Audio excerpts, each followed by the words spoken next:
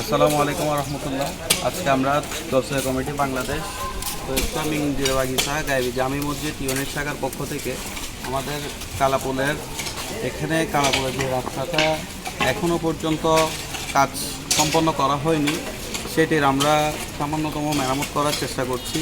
এখানে দীর্ঘদিন যাবৎ এই রাস্তা কিছু ঢালু আবার কিছু নিচু, একটা গাড়ি আরেকটাকে ওভারটেক করতে পারছে না।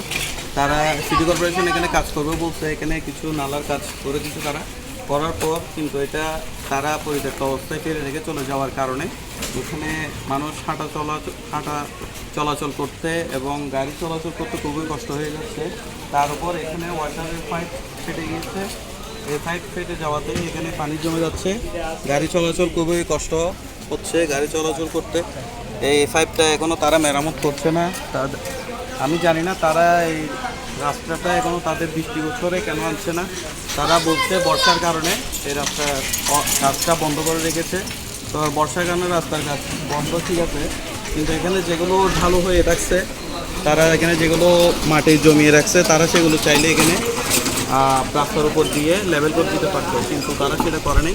এখানে কাজ যেরকম আসছে সেরকম স্থগিত রেখে চলে যাওয়ার কারণে গাড়ি চলাচল এবং মানুষ হাঁটা চলাচল করতে খুবই কষ্ট হওয়ার কারণে আমরা নিজ উদ্যোগে আমাদের রাস্তা মেরামতের কাজটা এখন আমরা নিজের উদ্যোগে করার জন্য চেষ্টা করছি।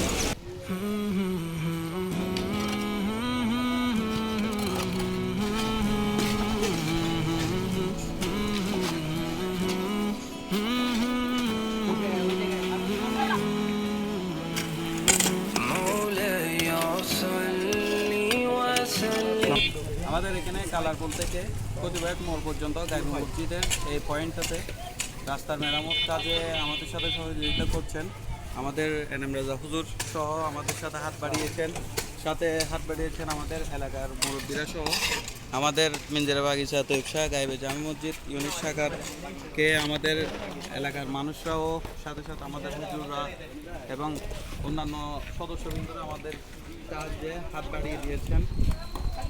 বিশেষ করে এই কাজটি করা এবং এই কাজটি করার উদ্দেশ্য হচ্ছে আমাদের মেয়র স্যারের দৃষ্টি আকর্ষণ করার জন্য, যাতে তিনি আমাদের এই রাস্তার কাজটি খুব তাড়াতাড়ি সম্পন্ন করে দেন। কারণ আমাদের এখানে গাড়ি চলতে মানুষ হাঁটতে খুবই দুর্ভোগ পোহাতে হচ্ছে।